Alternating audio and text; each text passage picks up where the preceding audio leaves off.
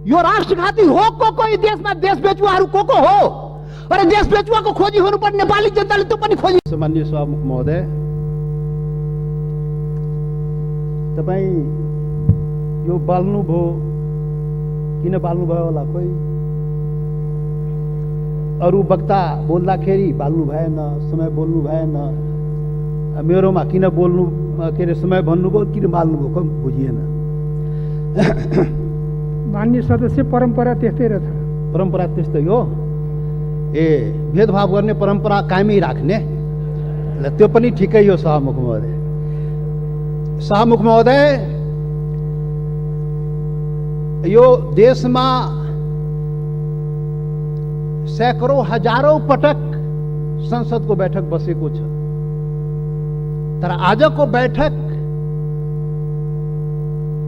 सारा नेपाली जनता, सम्पूर्ण सबै नेपाली जनता टकटकी लगाएर यो संसद प्रति हेरिरहेको छ। सारा नेपाली जनता, जनताको प्रतिनिधि, यो जुन संसदमा हामी राजनीतिक दलको रूपमा उपस्थित भएका छौं, जनताको प्रतिनिधि, तो राजनीतिक दलले आज यो ऐतिहासिक दिनमा के भन्दैछ, के गर्दैछ, त्यो चाहिँ सबै सम्पूर्ण नेपाली जनताको जिज्ञासा र ध्यान चाहिँ आजको संसदको बैठकमा छ। सभामुख महोदय, त्यसैले यहाँ सञ्चार माध्यम पनि आजको बैठक ऐतिहासिक बैठक भनिरहेको थियो र वास्तवमा भन्यो भने आजको बैठकमा वास्तवमा ऐतिहासिक बैठक नै हो। सभामुख महोदय, त्यसैले ऐतिहासिक बैठकको दिन अब के बत्ती बाल्ने, के समय निर्धारण गर्ने, बोल्ने मनमा भएको कुरा बोल्न दिनुपर्छ। सभामुख महोदय, सभामुख महोदय, आजको सामान्य यो प्रस्ताव होइन। सभामुख महोदय, यो देशको भूमिको सवाल हो। देशको भूमि आफ्नो नेपालको नक्सामा राख्ने सवाल हो, त्यो प्रस्ताव आएको छ आज। यो सामान्य प्रस्ताव होइन। सभामुख महोदय, सम्पूर्ण नेपाली जनताको ढुकढुकी त्यहाँ रहेको छ। सभामुख महोदय, भावना चाहिँ रहेको छ त्यहाँ।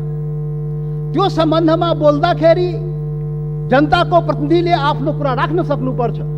त्यसैले आज प्रतिबन्ध नलागियो। सभामुख महोदय, सभामुख महोदय,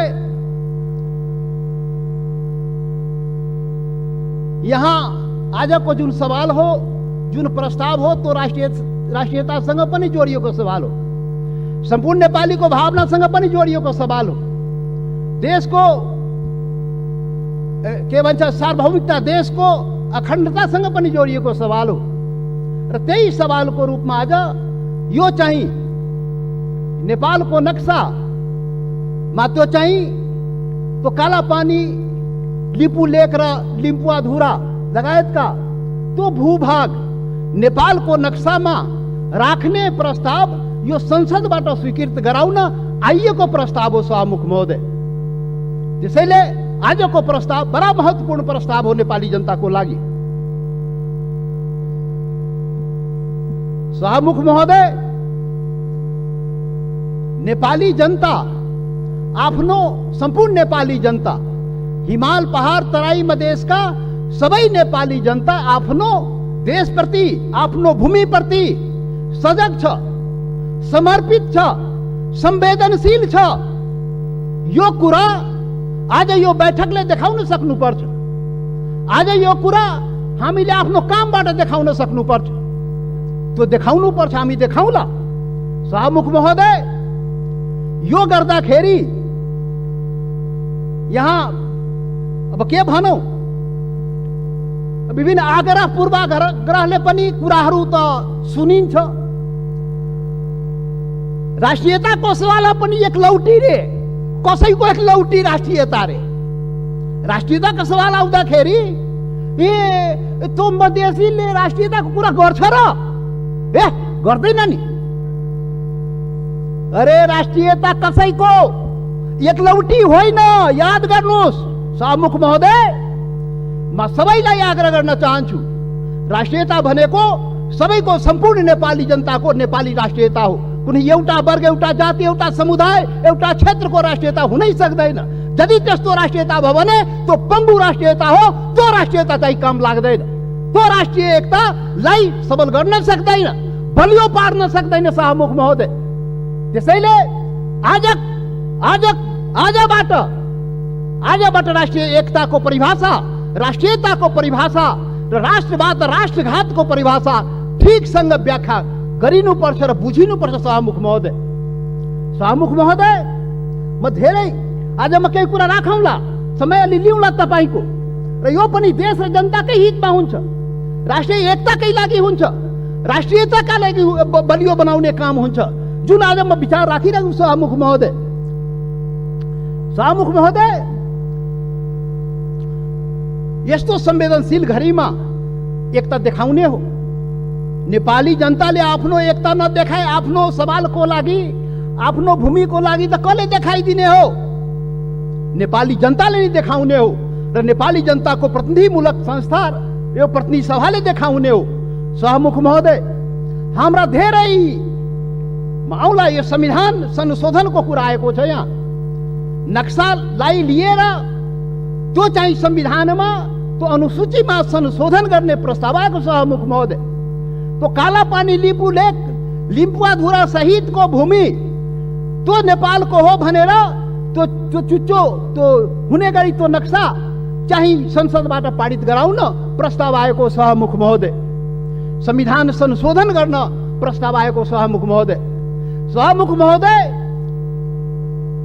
महोदय मार्फत सम्पूर्ण देशवासीलाई थाहा छ यो संविधानको बारेमा। यो संविधानको बारेमा हाम्रा आफ्ना रिजर्वेसनहरू रहेको छ। यो संविधान पूर्णता पाएन। यो संविधान सबैको हुन सकेन। यो संविधान हिमाल, पहाड, तराई, मधेसका सबै जनताको हुन सकेन। आदिवासी जनजाति शेर्पा, तामाङ, राई, लिम्बू, गुरुङ, भोटे, मगर, नेवारको हुन सकेन। मधेसीको हुन सकेन, थारूको हुन सकेन, दलितको हुन सकेन, शोषण उत्पीडन परेको जनताको हुन सकेन। उसले आफ्नो भावना राखिरहेको छ, रिजर्भेसन राखिरहेको छ। यो हाम्रो पनि संविधान हुनु पर्यो, हाम्रो लागि पनि बनाइदिनु पर्यो, त्यो प्रावधान हाम्रो लागि पनि राखिदिनु पर्यो। त्यो संविधान संशोधनको जब जब कुरा आउँछ हामीले राख्ने गरेका शाहमुख महोदय। आज पनि संविधान संशोधनकै सवाल आएको छ प्रधानमन्त्रीजी। शाहमुख महोदय, तपाईँ मार्फत प्रधानमन्त्री सौभाग्य आज बसिराख्नु भएको छ, प्रत्यक्ष रूपले सुनिराख्नु भएको छ। हामी त्यो संशोधनको जब कुरा आउँछ संविधानको, त भन्दाखेरि नै हामी भनेको थियो यो सबैको लागि संविधान बनाउनुहोस् है। विगतमा त्यत्रो आन्दोलन भयो, यो देशका आदिवासी जनजाति, मधेसी, थारू लगायत दलित सबैले आन्दोलन गरेको छ। त्यो संविधानमा सबैको भावना राखियोस् है हामी भनेका थियौँ। तपाईहरू सहमति गर्नुभएको थियो शाहमुख महोदय। यो देशको ठुला पार्टी कांग्रेस, कम्युनिस्ट, माओवादी जतिका के भन्छ एमाले, माओवादी सबैले सहमति गरेका थियो यस्तो संविधान बनाइन्छ र अब यो मुलुकमा विभेद हुँदैन। अब संघीय लोकतान्त्रिक गणतन्त्र आउँछ, सबै नेपाली बराबर हुन्छ, कुनै समुदाय, कुनै वर्ग, कुनै क्षेत्रप्रति केही अन्याय हुँदैन भनेर भनिएको थियो, सम्झौता गरिएको थियो। तर बन्दाखेरि त्यो भएन। त्यो पीडा त भन्न पाइन्छ नि अहिले संविधान संशोधन गर्ने बेलामा। हामीले त भने हो शाहमुख महोदय, जब प्रधानमन्त्रीले नक्सा बनाउनु भयो हामीले भनेको थियौँ राम्रो गर्नुभयो। नेपालको भूमि फिर्ता ल्याउने कुरा जुन गर्नुभयो, नक्सा बनाउनु भयो, राम्रो गर्नुभयो। सर्वदलीय बैठकमा हामी सबैले एकमतले सरकारलाई, प्रधानमन्त्रीलाई हामी भन्यौँ तपाईँ अगाडि बढ्नुहोस्, यो चाहिँ भूमि चाहिँ नक्सा बनाएर मात्रै हुँदैन, फिर्ता ल्याउने पनि कुरा गर्नुहोस् है प्रधानमन्त्रीजी। नक्सा बन्यो। आज संसदबाट के भन्छ संविधान संशोधन समेत गराएर अनुसूचीमा राख्ने कुरा भयो।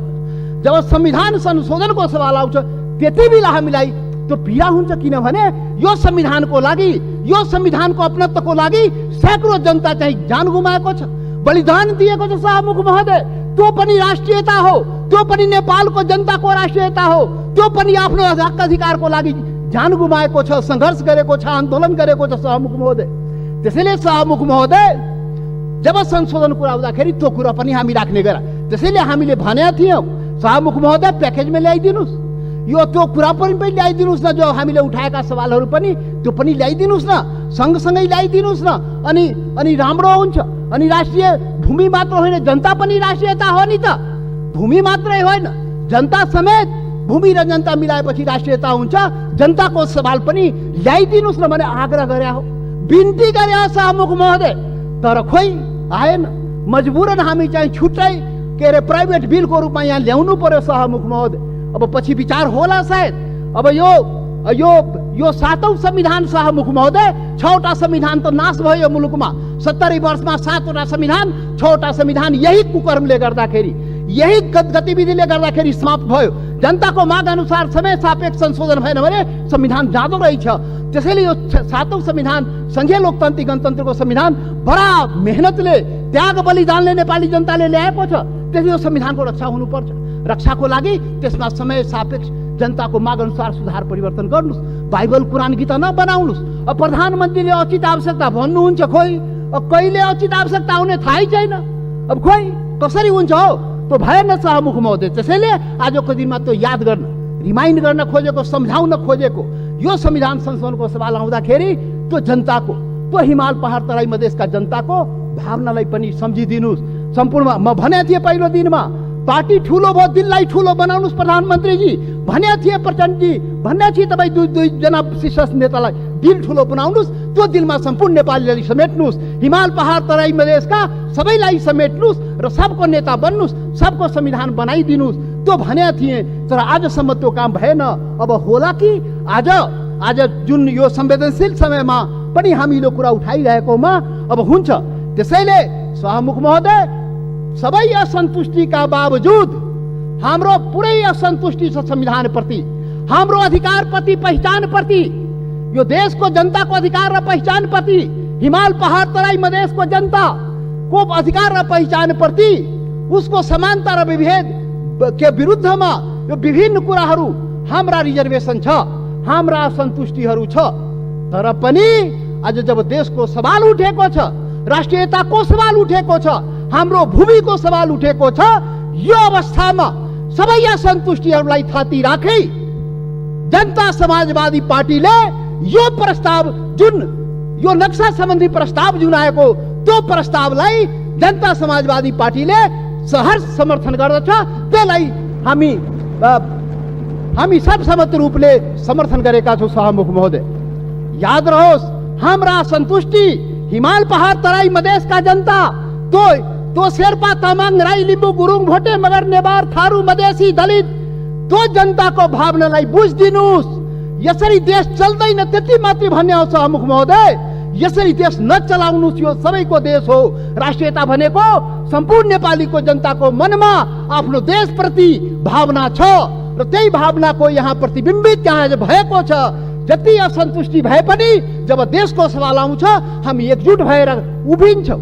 आज हाम्रो बारेमा त अनुहार हेर्ने बित्तिकै मधेसी, यो त राष्ट्रघाती नै होला, यो त मधेसी, यो त विदेशी नै होला, यो त भारतीय नै हो भनेर कुण्ठाबाट भरिएका नस्लीय चिन्तन बोकेकाहरू आजदेखि त्यो हटाइदिऊ। नेपाली सीमाको रक्षा ने प्रत्येक मधेसी सेना भएर सीमाको रक्षा गरेको छ शाहमुख महोदय। नेपालको सेना त्यहाँ बस्नु पर्दैन। मधेसी जनता त्यो सीमाको रक्षा गरेको छ, इमानदारीसँग गरेको छ। तपाईँ विभेद गरे पनि, तपाईँ अन्याय गरे पनि, सरकारले विभिन्न प्रकारले उसलाई पीडा पुर्याए पनि आफ्नो सीमाको रक्षाको लागि लडेको छ, मरेको छ। त्यसैले शाहमुख महोदय, यहाँ अब यो जनता समाजवादी पार्टी अब भर्खर हामी एकता प्रक्रियामा पुरा पनि भएको छ, निर्वाचन आयोगमा गएको छ, एक भइसकेको छ। एक यो वैकल्पिक शक्ति निर्माणको लागि, राष्ट्रिय शक्ति निर्माणको लागि हामी प्रक्रियामा अगाडि बढिसक्यौँ शाहमुख महोदय। अब अन्तमा शाहमुख महोदय, अब तपाईँ लाइन त नकाट्नु होला, अब अन्तमा आइसके। शाहमुख महोदय, एउटा कुरा देशवासी जान्न चाहन्छ, ल यो फेरि राष्ट्रघाती यो देशमा हुने हो कि? यो राष्ट्रघाती को हो यो देशमा? पहिचान गर्नु पर्यो। यो राष्ट्रघाती हो को यो देशमा? देश बेचुवाहरू को हो? अरे देश बेचुवाको खोजी हुनुपर्ने नेपाली जनताले त्यो पनि खोजिरहेको छ। अरे त्यो त हाम्रो छँदै थियो नि, त्यो जमिन, त्यो काला पानी लिपु लेक लिम्पुवा धोरा सहितको नक्सा त नेपालको नक्सामा त थियो 58 वर्ष पहिले। अरे कुन देश बेचुवाले देश बेच्यो? श्वेत पत्र खोइ जारी गरेको? श्वेत पत्र जारी गर्नु पर्दैन? टुडी खेलमा राष्ट्रघातीलाई झुन्ड्याउनु पर्दैन? ढाकछोप गर्ने? अरे सभामुख महोदय, महाकाली सन्धि हुँदाखेरि, अरे 25 वर्ष पहिले महाकाली सन्धि भएको थियो र यही संसदबाट पारित गराइएको थियो। त्यो महाकाली सन्धि कसरी भयो? अरे त्यसमै थियो नि महाकाली सन्धिमा लिपुले काला पानी लिम्बू अधुराको महाकालीको स्रोत, त्यो नदीको स्रोत मुहान कता, त्यो क्लियर भएको भए त हाम्रो जमिन मिचिन थियो र किन भएन? यही संसदबाट पारित गराइएको थियो। कसले पारित गरायो? कसले सम्झौता गर्यो? कसले पारित गरायो? म त सुनेको छु, त्यति बेला म सांसद थिइन। पार्टी पनि फोरेर पारित गराइयो भो। अरे कस्तो राष्ट्रवादी काम गरे हो? महाकालीलाई संसदबाट पारित गराउँदाखेरि त्यो मुहानको चाहिँ, महाकालीको मुहानको चाहिँ पत्तो नलाउने र त्यसलाई चाहिँ संसदबाट पारित गर्ने।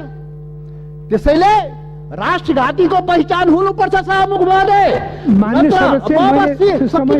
सकिनै लाग्यो सभामुख महोदय। यो राष्ट्रवादी कुरा हो, यो खोखला राष्ट्रवादी कुरा होइन। यो राष्ट्रघातीलाई पर्दाफास गर्नुपर्छ नेपाली जनताको बीचमा। को राष्ट्रवादी हो यो देशमा? राष्ट्रघाती मधेसीलाई राष्ट्रघाती भन्ने, मधेसीलाई राष्ट्रवादी नभन्ने। मधेसी जनता, यो देशको मधेसी जनतालाई त्यसरी औँला ठुर्याउने काम कसैले नगरोस् राष्ट्रवादको मामलामा। सभामुख महोदय, कतिचोटि अग्नि परीक्षा दिने हो? कतिचोटि प्रमाण दिने हो हामी? यस्तो अग्नि परीक्षा नलिनुहोस् सभामुख महोदय। सम्पूर्ण नेपाली जनतालाई आज म यो रोस्टमबाट आग्रह गर्न चाहन्छु, यस्तो अग्नि परीक्षा नलिनुहोस्। त्यो मधेसी जनता त्यो प्रति अन्याय नगर्नुहोस्। यो देशको आदिवासी जनजाति प्रति अन्याय नगर्नुहोस्। त्यो थारूमाथि अन्याय नगर्नुहोस्। त्यो दलितमाथि अन्याय नगर्नुहोस्। कुटी मारिदियो त दलितलाई। माननीय सदस्य, तपाईँ बोल्दै गर्दा थाहा भएन, मैले 7 मिनेट समय थपेँ। सकिहाले भए 1-2 मिनट सकिहाल्छु। त्यसैले सभामुख महोदय, यति संवेदनशील समयमा पनि सभामुखले मलाई 2 चोटि टोकिसक्नुभयो। कसरी हुन्छ खोइ बुझ्न सकिएन। लकीर का फकीर। अब प्रधानमन्त्री बन्नुपर्छ समय किटान नहुनलाई। यहाँ प्रधानमन्त्री भएर उहाँ प्रचण्डजी र देउपाजी बोल्दाखेरि समय किटान नहुन, किनभने प्रधानमन्त्री रे। अब जनता समाजवादी पार्टी यो देशको प्रधानमन्त्री भएर अनि रोस्टमा आएपछि बल्ल त्यो समय पाउने भयो सभामुख महोदय। ठिक छ, त्यो पनि देखाउला, त्यो पनि नेपाली जनताले देखाउँछ। वेट गर्नुहोस्। अब राष्ट्रवादी राष्ट्रघातीको पहिचान पनि नेपाली जनताले गरेर त्यसलाई टुरी खेलमा झुन्ड्याउनु पर्यो, श्वेत पत्र जारी गर्नु पर्यो। प्रधानमन्त्रीजी, सरकारलाई हाम्रो आग्रह।